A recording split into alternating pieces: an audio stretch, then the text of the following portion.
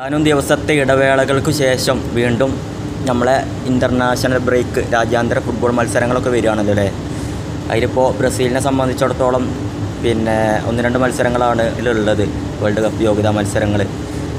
ഈ ഒരു മത്സരങ്ങൾ വരുമ്പോൾ അതിൻ്റെ ടീം സെലക്ഷനാണ് ഈ വരുന്ന വെള്ളിയാഴ്ച. നമ്മളെ കോച്ച് ഈ വരുന്ന വെള്ളിയാഴ്ച ആ ഒരു 1-2 മത്സരങ്ങൾക്കുള്ള ടീമിനെ ബ്രസീലിൻ്റെ കോച്ച് പ്രഖ്യാപിക്കും.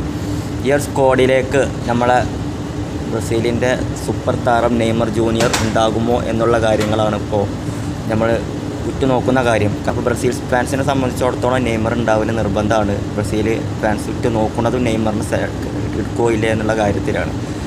ഇത് സംബന്ധിച്ച വാർത്തകളൊക്കെ കാണുമ്പോൾ ഇതുമായി ബന്ധപ്പെട്ടുള്ള റിപ്പോർട്ടുകൾ നോക്കുമ്പോൾ നെയ്മർ അടുത്ത ബ്രസീലിൻ്റെ 2 മത്സരങ്ങൾക്ക്, അതായത് സെപ്റ്റംബർ മാസത്തെ മത്സരങ്ങൾക്ക് ഉണ്ടാവാൻ സാധ്യത ഇല്ല എന്നുള്ളതൊക്കെയാണ് ഇതിന് മുന്നേ ഉണ്ടായിരുന്ന റിപ്പോർട്ടുകളൊക്കെ.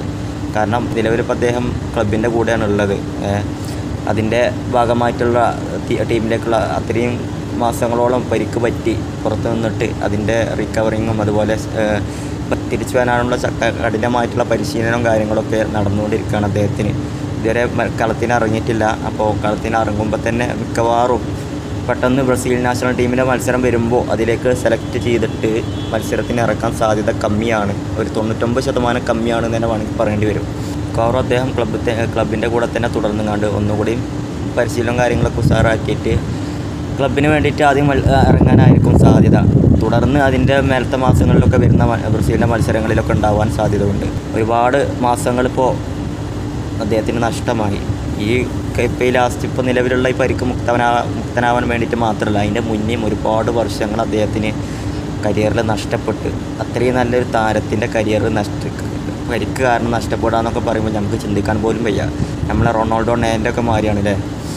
ഇപ്പോൾ നെയ്മർ ഇല്ലാത്ത ബ്രസീലിൻ്റെ അവസ്ഥ ഇപ്പോൾ നമ്മൾ കഴിഞ്ഞ ഒരു ടൂർണമെൻറ്റുകളിലും അതുപോലെ ഓരോരോ മത്സരങ്ങൾ ബ്രസീലിന് വരുമ്പോഴും കാണുന്നതല്ലേ. നല്ല ടീമുണ്ട്. ഓരോ പൊസിഷനിലും ഒരു പ്ലെയർ പോയാൽ ഒരു 3 പ്ലെയർ ബ്രസീലിന് വേണമെങ്കിൽ കൊണ്ടുവരാം. അത്രയും നല്ല ബെറ്ററായിട്ടുള്ള ടീമുണ്ട് ബ്രസീലിന് ഓരോ പൊസിഷനിലും, ഫ്രണ്ടിലാണെങ്കിലും മിഡിലാണെങ്കിലും ബാക്കിലാണെങ്കിലും ഒക്കെ. പക്ഷേ കളത്തിലാണ് ഇറങ്ങിയാൽ എന്തൊക്കെ കാട്ടിക്കൂട്ടണമെന്ന് അവർക്ക് തന്നെ അറിയില്ല. ഒരു ഫിനിഷിംഗ് ഇല്ല, ഒരു പരസ്പരം ഒരു ധാരണ ഇല്ലാത്തൊരു ഗെയിം. വിനീഷ്യസ്, റോഡ്രിഗോ ഉൾപ്പെടെ ബ്രസീലിൻ്റെ പുത്തൻ താരോദയം ഉണ്ടല്ലോ എൻട്രിക്ക്, നെയ്മറിനെ വരെ തള്ളിപ്പറഞ്ഞ എൻട്രിക്ക് ഉണ്ടല്ലോ. എന്താണ് അവനൊക്കെ ഗ്രൗണ്ടിൽ കാട്ടണമെന്ന് ഓനിക്ക് തന്നെ അറിയില്ല. പണ്ട് കിട്ടിയാൽ തട്ടിത്തടയുക, അതാണ് അവനൊക്കെ കാട്ടണത്. എന്നാലോ വലിയ രീതിയിലുള്ള സംസാരവും കാര്യങ്ങളൊക്കെയാണ്. ഞാനത് കാട്ടും ഈ കാട്ടും എന്നുള്ള കാര്യങ്ങളൊക്കെ ഇപ്പോൾ റയലിലാണെന്നുണ്ടെങ്കിലും ബ്രസീലിലാണെന്നുണ്ടെങ്കിലും ബ്രസീൽ ഫുട്ബോൾ താരങ്ങളെയും അതുപോലെ ബ്രസീലിൻ്റെ ഫാൻസിനെയും ഒക്കെ ഒരുപോലെ വെറുപ്പിക്കണ ഒരു തീരുമാനം അല്ലാന്നുണ്ടെങ്കിൽ ഒരു വീഡിയോ ആണ് അദ്ദേഹം പ്രസൻറ്റിൽ ചെയ്തത്. ബെല്ലിംഗ്ഹാമിനെക്കാട്ടിലും ബെറ്റർ അല്ല നെയ്മർ എന്ന് പറഞ്ഞത്. നെയ്മറാണോ ബെല്ലിംഗ്ഹാമാണോ ബെറ്റർ എന്ന് ചോദിച്ചപ്പോൾ ബെല്ലിംഗ്ഹാമിനെ തിരഞ്ഞെടുത്തത്. അത് ഫുട്ബോളിൽ ഇഷ്ടപ്പെടുന്ന ഒരുപാട് ഫാൻസിനും, അല്ലാന്നുണ്ടെങ്കിൽ ഫുട്ബോളിൽ തന്നെ തിയാഗോ സിൽവ അതുപോലെ റാഫിന പോലുള്ള ഒരുപാട് താരങ്ങൾ അതിനെതിരെ കമൻറ്റിലൂടെ പ്രതികരിക്കുക തന്നെ ചെയ്തിരുന്നു. നമുക്കൊന്നും ഉൾക്കൊള്ളാൻ കഴിയാത്തൊരു കാര്യമാണ്. എവിടെയാണ് ബെല്ലിംഗ്ഹാം അവിടെ കിടക്കണം, നെയ്മർ അവിടെ കിടക്കണം. അതുപോട്ടെ, അങ്ങനെ ഓരോരോ കളിക്കളത്തിലേക്ക് ജേഴ്സി ഇട്ട് തുടങ്ങിയപ്പോൾ തന്നെ ഓരോരോ പ്രശ്നങ്ങൾ കൊണ്ടാണ് അദ്ദേഹത്തിൻ്റെ വരവ് എൻട്രിക്കിൻ്റെ. അപ്പോൾ ഒരുപാട് പുതുമുഖ താരങ്ങൾ ഓരോ പൊസിഷനിലേക്കും ഇപ്പോഴും വന്നുകൊണ്ടിരിക്കുന്നു. ഇതിന് മുന്നേ വന്നിട്ടുണ്ട്. ഒരു കോള് കാത്തുനിൽക്കുന്ന ഒരുപാട് താരങ്ങൾ ബ്രസീലിൻ്റെ പുറത്തുണ്ട്. 2, 3, 4 ടീമൊക്കെ വേണമെങ്കിൽ ഉണ്ടാക്കാം. പക്ഷേ ഒരു മികച്ച 11 കണ്ടെത്താൻ ഇതുവരെ കഴിഞ്ഞിട്ടില്ല എന്നുള്ളതാണ്. ഒരു താൽക്കാലിക കോച്ചും ഉണ്ട്. അപ്പോൾ ഏതായാലും നെയ്മർ വന്നാൽ തന്നെ ടീം ഒരു ഒത്തിണക്കം ഉണ്ടാവുള്ളൂ, ഒരു കോമ്പിനേഷൻ ഉണ്ടാവുള്ളൂ. പരസ്പരം നെയ്മർ ഉണ്ടെങ്കിൽ തന്നെ ആ ടീമിനൊരു ഉണർവാണ്. എല്ലാവർക്കും ചിരിച്ചിട്ടും കളിച്ചിട്ടും എല്ലാവർക്കും ഒരു എനർജിയാണ് നെയ്മർ ഉണ്ടെന്നുണ്ടെങ്കിൽ. കളത്തിലൊക്കെ നമുക്ക് കാണാൻ കഴിയും. അദ്ദേഹം ടീമിലേക്ക് തിരിച്ചു വരൽ നിർബന്ധമാണ്. തിരിച്ചു വന്നെങ്കിൽ മാത്രമേ ടീമിൽ എന്തെങ്കിലും മാറ്റങ്ങൾ ഉണ്ടാവുള്ളൂ. അല്ലെങ്കിൽ എന്നും ഈ തട്ടിത്തണഞ്ഞുകൊണ്ടുള്ള കളികൾ മാത്രം ജയിച്ചു. ചെറിയ ടീമിനോട്ട് പോലും ജയിക്കാൻ കഴിയണില്ല. ആ ഒരു അവസ്ഥയ്ക്ക് എത്തിക്കണം നെയ്മർ ഇല്ലാത്തപ്പോൾ. കണ്ണുണ്ടാകുമ്പോൾ കണ്ണിൻ്റെ വില അറിയില്ല പറഞ്ഞ മാതിരി നെയ്മർ ഇല്ലാത്തപ്പോഴാണ് നെയ്മറിൻ്റെ നമ്മളെ ആ ഒരു ഫീലിംഗ് അറിഞ്ഞത്. നമുക്കല്ലെങ്കിൽ മനസ്സിലാവും നെയ്മർ ഇല്ലാന്നുണ്ടെങ്കിൽ നെയ്മറിൻ്റെ സ്റ്റാറ്റസ് എന്താണെന്നില്ല നമുക്കൊക്കെ ഊഹിക്കാവുന്നതേ ഉള്ളൂ.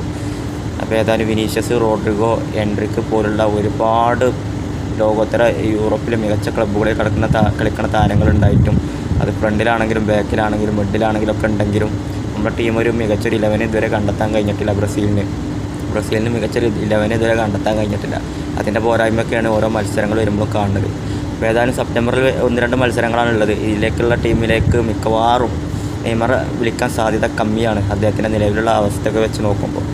ഏതായാലും ക്ലബ്ബിൽ തുടരുന്ന അദ്ദേഹം അവിടെ കുറച്ച് പരിശീലനങ്ങളും നിർണായകമായിട്ടുള്ള അവസാന ഘട്ടത്തിലുള്ള പരിശീലനങ്ങളും കാര്യങ്ങളൊക്കെയാണ് ഇപ്പോൾ നടക്കുന്നത്. അതിലൂടെ കുറച്ച് കളിച്ച ഒന്നാണ് സെറ്റായിട്ട് ആക്കം പോലെ ഇനിയിപ്പോൾ 2 കളി പോയാലും കുഴപ്പമില്ല. തുടർന്ന് വരുന്ന അത് കഴിഞ്ഞിട്ട് വരുന്ന മത്സരങ്ങളിലൊക്കെ അദ്ദേഹത്തെ നമുക്ക് പ്രതീക്ഷിക്കണം. അദ്ദേഹം വരണം. വന്നെങ്കിലേ ആ ഒരു മഞ്ഞക്കുപ്പായത്തിട്ട് കളിക്കാർക്കൊക്കെ ഒരു മാറ്റം ഉണ്ടാവുള്ളൂ. നമ്മളൊക്കെ അത് കാത്തിക്കുന്ന ആൾക്കാരാണ്. ഇപ്പോൾ ഇനിയിപ്പോൾ മെസ്സി ഫാൻസ് ആയാലും റൊണാൾഡോ ഫാൻസ് ആണെങ്കിലൊക്കെ ഫുട്ബോൾ എന്നുള്ളൊരു ലെവലുണ്ടാവുമല്ലോ. ഫുട്ബോൾ ഫാൻസ് എന്നുള്ള ലെവലിൽ ചിന്തിക്കുന്ന ആൾക്കാർക്കൊക്കെ ഒരു പ്ലെയറും പരിക്ക് പറ്റി പുറത്ത് നിൽക്കണത് കാണാൻ കഴിയില്ല, അല്ലെങ്കിൽ ഉൾക്കൊള്ളാൻ കഴിയില്ല. എല്ലാവരും തിരിച്ചു വരണം. എല്ലാവരും ഗ്രൗണ്ടിൽ വേണം. കുറച്ച് കാലം ലെവലൊക്കെ കളിക്കുള്ളൂ. മെസ്സി ആണെങ്കിലും റൊണാൾഡോ ആണെങ്കിലൊക്കെ പരസ്പരം വാക്കുപോലുകളും തർക്കങ്ങളും ട്രോളുകളൊക്കെ ഉണ്ടാവും. പക്ഷേ ഫുട്ബോളിനെ ഇഷ്ടപ്പെടുന്ന ഫുട്ബോൾ എന്നുള്ളൊരു ഗെയിം അവിടെ ബാക്കിയുണ്ട്.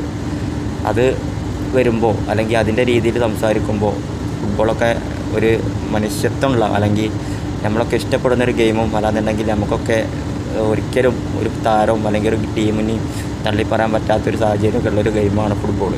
എല്ലാവർക്കും ഇഷ്ടമാണ് കാണാൻ അല്ലേ.